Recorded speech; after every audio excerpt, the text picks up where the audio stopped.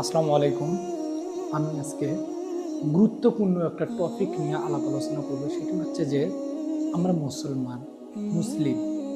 তো আমাদের প্রধান মুসলিম হিসেবে শর্ত হচ্ছে আমরা কি করব, যারা হজে যাইতে পারে না তারা যেন তাদের দেশে নামাজ কালাম আদায় করার মাধ্যমে একটা হজের দিন হিসাবে শুক্রবারকে আল্লাহ তাআলা ঘোষণা দিয়েছেন যে গরিবদের জন্য এটাই একটা হজ। তো শুক্রবার কি হয়, ফজরের যখন আজান হয় তখন কিন্তু আমরা নামাজ পড়তে গুটি কয়েক লোক যাই, অল্প সময়, খুবই নগণ্য। শুক্রবার দিন কিন্তু এত পরিমাণ লোক হয় মসজিদে জায়গা ধরে। এদিকে ফজরের নামাজ পড়ে না যারা, তারাই কিন্তু সামনের কাতারে গিয়ে বসে। আচ্ছা যাক, সেটা বসলো। এখন ওরা নামাজ পড়ে কয় রাকাত, এটা হলো মূল বিষয়। ওরা কি করে, শুধুমাত্র ফরজ 2 রাকাত শুক্রবারের যে নামাজ আছে এই নামাজটুকুই পড়ে। এই নামাজটুকু পড়ার পর তারা তাদের মতো চলে যায়, মসজিদে আর অবস্থান করে না। নামাজের সালাম ফিরা শেষ, কিছু ধরেন 100 জনের মধ্যে 30 জন চলে গেল, থাকলো কতজন, 70 জন। সাধারণ একটা হিসাব বলতেছি। 70 জনের মধ্যে মোনাজাত কিন্তু হয় পড়ে। এই মোনাজাত হওয়ার পর যায় আবার 10%, থাকলো কত, 60%। এই 60-এর মধ্যে আবার দেখা গেল যে কেউ কেউ 4 রাকাত শুধু নামাজ পড়লো, তার 4 রাকাত নামাজ পড়ে আবার চলে গেল, থাকলো 50%। এই 50% কি করলো, 50%-এর আবার কি করলো, কিছু লোক বসে থাকলো, কিছু করে না এমনিতেই। আর কিছু লোক বাকি যে নামাজগুলো আছে পর্যায়ক্রমে পড়লো। পড়ার পর দেখা গেল যে 50%-এর মধ্যে 20% এমনি বসি দমটম জিরায় মিরায় চলে গেল, 30% নামাজ পড়লো, বাকি নামাজ। তো আসলেই কি আমাদের শুক্রবারের কি শুধু 2 রাকাতেই, নাকি আরো নামাজ আছে বা ওগুলো পড়তে হবে? এটা কারো কিন্তু অতটা গুরুত্বপূর্ণ মনে করে না। এটা কেমনে পাইলো যে নামাজের মধ্যে শুক্রবার শুধু 2 রাকাত পড়া লাগে, সপ্তাহে 2 রাকাত শুক্রবার পড়লেই নামাজ ক্লিয়ার? কেমনে কি আমাদের বিবেক কেমনে কি হয়ে গেল, আমরা মুসলিম হিসাবে মানে এভাবে কেমনে পরিবর্তন হইলাম, আমার মানে বুঝে আসে না। এটা একটা ফল্ট। 2 নম্বর ফল্ট আসেন, যখন আজান দেয় আজানের পর পর আপনি যদি 6 থেকে 7 তলা যান মসজিদের, বা 3 থেকে 4 তলার উপরে উঠেন, দেখবেন যে এত পরিমাণ বাচ্চাগুলো চিল্লাইতেছে। এই চিল্লানোকে থামানোর মতো কোনো ব্যক্তি নেই, বা কেউ কাউকে কোনো কিছু বলে না।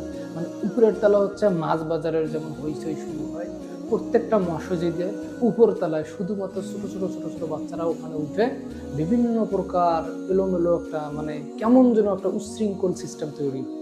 এটা হচ্ছে উপরতলার বিষয়। আবার দেখেন, কিছু কিছু ছেলে আছে, সবাই না, কিছু কিছু ছেলে আছে তারা স্মার্টফোন নিয়ে যায় মসজিদের ভিতরে গিয়ে, তারা গোল হয়ে 4-5 জন একসঙ্গে বসে বসে কি করে, গেমস খেলে। কেউ গোল হয়ে 4-5 জন বসে বিভিন্ন বিষয় নিয়ে আলাপ আলোচনা করে। সেটা কোন জায়গায়, মসজিদে। এটা কেমনে সম্ভব? আমরা মুসলিম হিসাবে মানে মসজিদটাকে কি মনে করছি, এমন একটা শেষ জামানা আসলো আমাদের চোখের সামনে। এই শেষ জামানাটা আমরা উপলব্ধি করতেছি, দেখতেছি যে আমাদের মুসলিম সমাজ কিভাবে ধ্বংসের দিকে যাচ্ছে। তারা 5 ওয়াক্ত সালাতকে সপ্তাহে একদিন 2 রাকাত বানাইছে।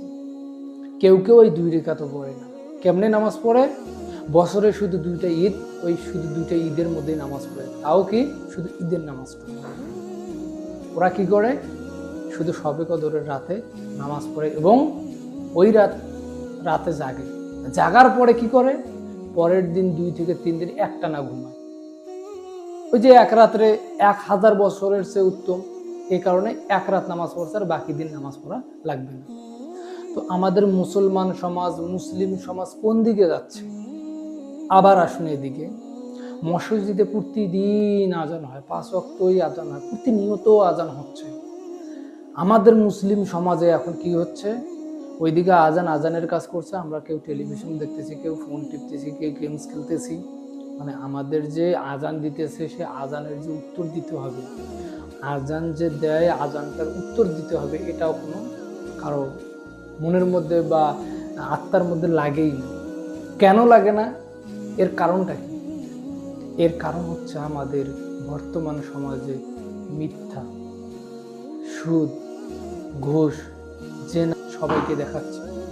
কিছু কিছু মহিলা নগণ্য হয়ে ফেসবুকের মধ্যে দিচ্ছে আপলোড, এগুলো মানুষ দেখে ওগুলোতে আকৃষ্ট হচ্ছে, ভালো কিছু করার চিন্তা ভাবনা কেউ করে না। টোটাল কথা। এদিকে আসেন, আরও কিছু সমস্যা দেখেন।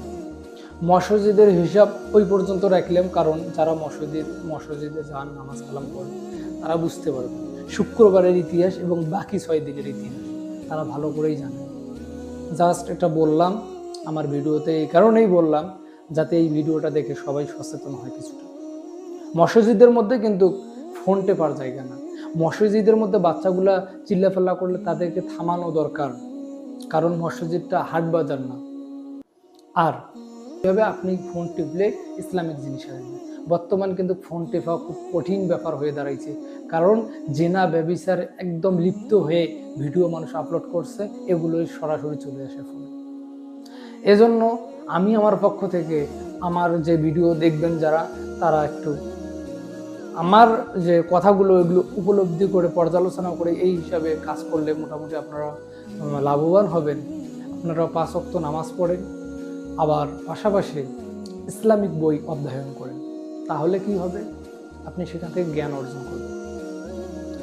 ফোন টিপবেন সারাদিন, ধরলাম প্রতিদিন আধা ঘন্টা থেকে 1 ঘন্টা ইসলামিক বই পড়েন, ইসলামিক বিভিন্ন কন্টেন্ট দেখেন। তারপর কি কাবলাল জুম্মা সুন্নত 4 রাকাত পড়বেন। তারপর কি করবেন, জুম্মার নামাজ 2 রাকাত পড়বেন।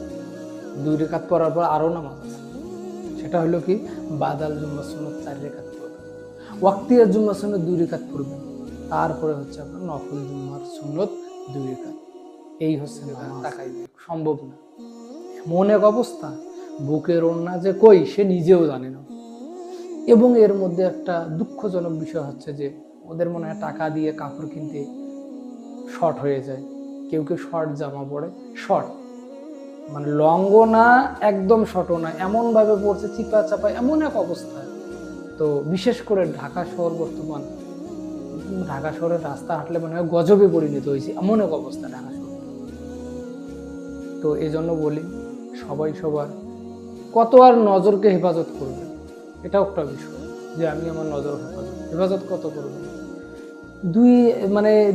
1 থেকে 1.5 মিনিট পার নাই হইতে একটা অবস্থা খারাপ দেখা যায়, আর 1 থেকে 4 মিনিট নাই গেলে আর একটার অবস্থা খারাপ দেখা যায়। এমন এক অবস্থা রোড ঘাটে ঘুরলে মাথা নষ্ট।